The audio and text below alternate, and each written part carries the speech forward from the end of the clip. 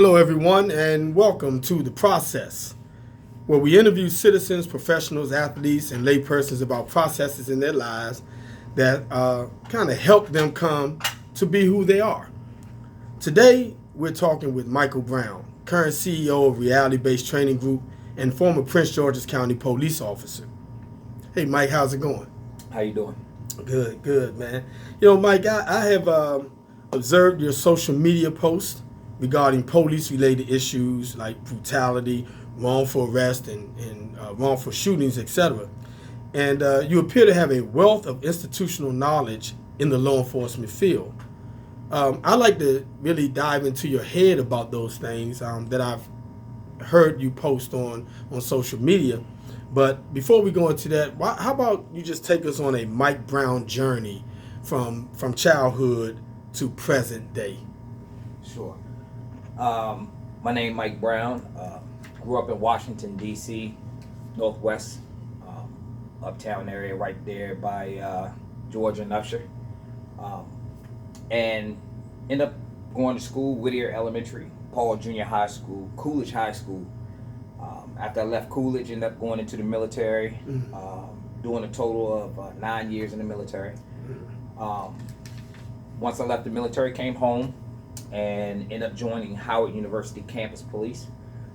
And it was a great job, and left there and going to the feds, ended up joining Naval Intelligence Police Department. And after I joined Naval Intelligence Police Department, it was kind of slow for me. I was young, standing at the door type thing, but I gained a wealth of knowledge at that location from going through Flexi and being able to go through their police academy, federal police academy, and stuff like that. So I ended up leaving there and ended up going to Prince George's County Police Department and serving 15 years on Prince George's County Police Department.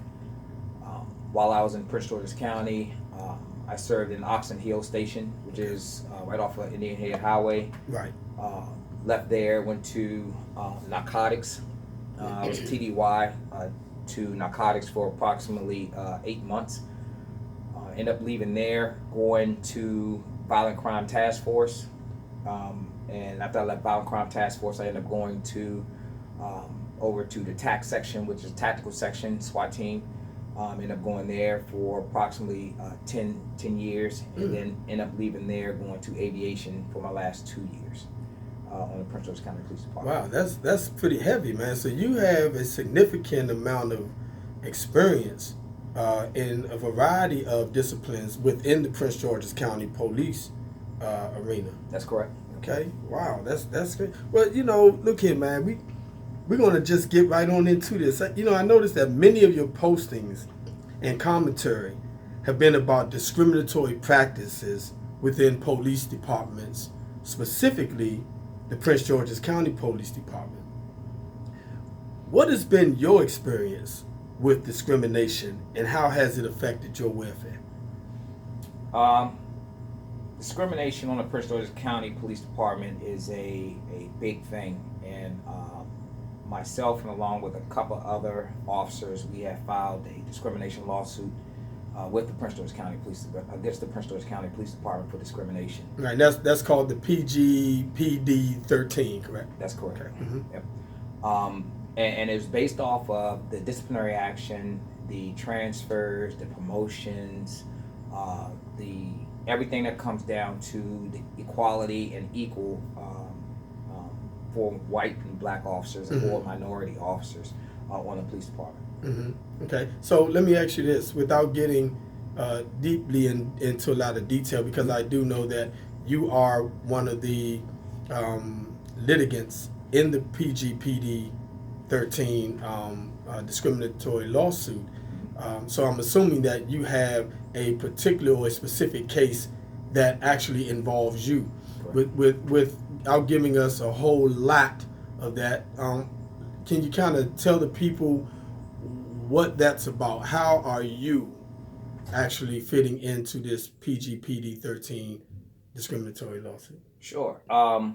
My situation was a situation that happened in 2014 where myself and my wife and a good friend of mine who I so called my brother and his wife were double dating, and we was at the Howard Theater, and after the show, we ended up staying about an hour after, sit around, talk to the artist. I think at that time it was Carl Thomas, something like that. And so, we sat around, we came out a little late, and my buddy, he noticed that his lights were on, and that, the valet left his lights on. I didn't valet my vehicle. I parked around the corner. Right.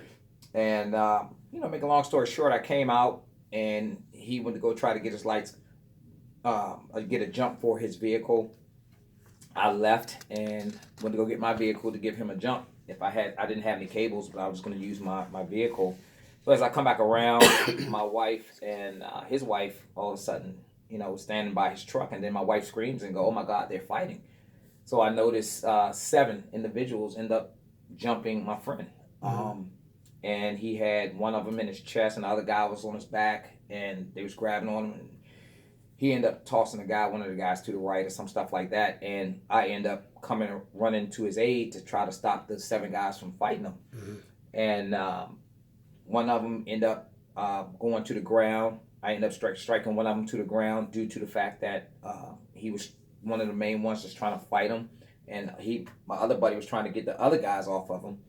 So when that happened, that same guy ended up grabbing a pole, a 3-foot pole, and started attacking myself and swinging the pole at my buddy of mine. And at that time, I didn't have my weapon on me or anything like that, and I got 7 people coming towards myself and him, and they're saying they're going to kill us. So, and pick up a sign and try to hit me with a valet sign. And then after that, I was able to make it back to my car. I told my wife to get on the other side of the car to put her in between the bad guys and the car. And I ended up grabbing my weapon, but I had my badge on my left, in my hand, and I had my weapon in my right hand, and giving the guy verbal commands to drop the weapon. And at that time, the majority of the people dispersed. He didn't want to drop it. He said, I refuse, and he kept yelling his argument, whatever it was, and I kept telling him, drop the weapon, get on the ground. Once he dropped the weapon, I really didn't need him getting on the ground at that point. And they end up trying to take him inside the establishment, which is the Howard Theater at that time. And then at that point, I hosted. That was it. So in other words, I de-escalated the situation, and I saved a person from being hurt very bad by 7 individuals. And I remember that that piece too, because I was reading up on it, and I know that you were arrested. Yes. You and your buddy were both arrested with DC police. Correct. And I was thinking, wow, DC police arrested Prince George's County police officer who's trying to protect a civilian for all intents and purposes. Right. So I don't know the intricacies of that, and departmentally don't want to really get into their I guess what they call them standard operating procedures and all that, and why they did it. But I have to imagine that was a very difficult time to have been arrested by one of your cohorts, basically just across the line. Yeah, absolutely. And when I was there, I've been in law enforcement for a long time. I felt the energy. I seen the direction it was going. You had a white lieutenant who made the call.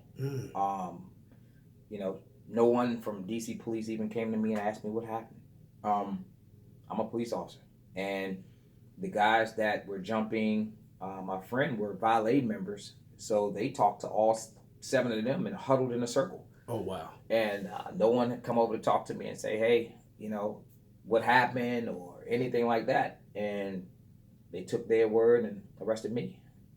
So that's the way it ended. Wow. Okay, well, that's that part there. But now I want to go back real quick because I want to talk a little bit about the Prince George's County piece. And how did Prince George's County Police Department handle your case, your situation, the arrest and things of that nature? Once I was arrested, internal affairs from our standard operating procedures, they automatically notified. They came down to the station. I'm suspended right then and there. And I understand that. That's part of the process. I got that. So Then I had 2 days later, I had a hearing from Prince George's County Police, where basically it's a hearing to say if I get paid while I'm on suspension or not. Mm-hmm. And the Prince George's County Police chose not to pay me for the time that I was suspended. And then at that point, I'm now going through the process of the District of Columbia court system. Had to go through all the hearings and all that type of stuff until they end up dropping the charges 1 year, 8 months later.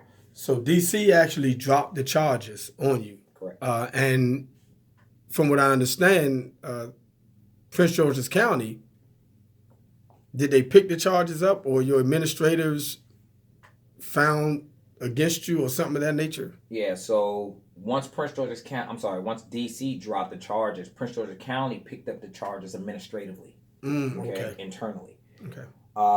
And they came up with their charges or whatever from their investigation, and end up going through a trial board. When we went through that trial board, everything that we was able to show, and we had expert witnesses, and we had the Prince George's County Police expert witness for use of force didn't even testify against me because he said I did nothing wrong. I did exactly what we were trained to do. And that's the county's expert. That's the county expert. Wow. And he refused to testify. So at that point now, they end up finding me guilty on a charge saying that I used my weapon to intimidate, which was totally against our general orders based off of how we're trained. We're trained to have what they call a tactical advantage. Right. I got a guy coming at me with a 3-foot pole. He already swung the pole at a couple of people already. My buddy of mine, a couple of times, I should say. At that point now, he shows his intent to do harm. Okay. So at that point now, I gave him verbal commands, and that's now general orders what we can do. And the department used it in a different manner. Yeah. Well, let's take a break right there, and we'll come right back and go into our second half of the process. We're here with Mike Brown.